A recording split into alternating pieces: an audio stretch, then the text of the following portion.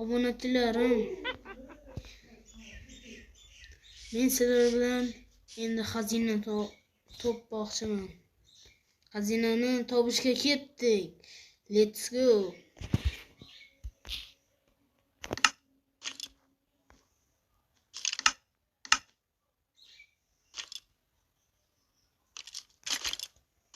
Obunachilar, xazina. Iyo, temir, qayerdan keldi bu?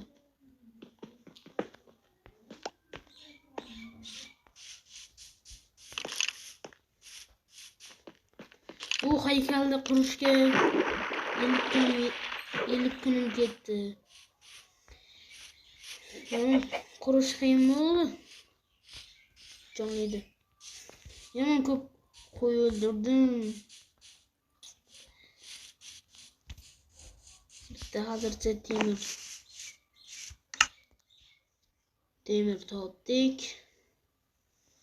Bolalar. Ya, birmi?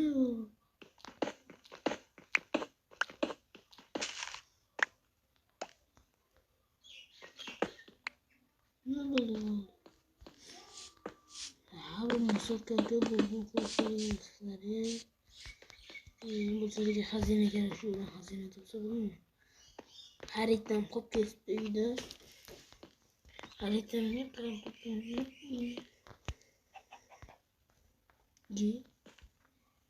Bu yerga kim qo'ygan ekan? Obunachilar, kim qo'ygan bo'lsa aytinglar.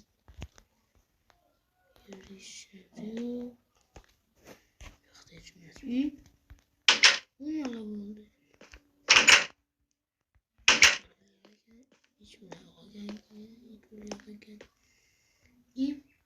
Sandıkmı? Bir kullanıcı ne? Yok.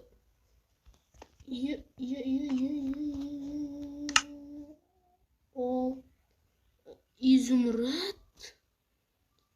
Wow, İzumrat. Olmaz. Kimler? Wow. Hazine şu ko'rsatuvdi.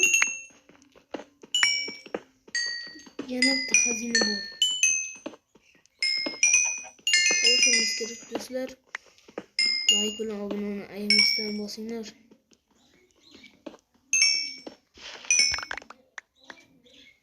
Wow, uncha ko'p bo'lmasa bir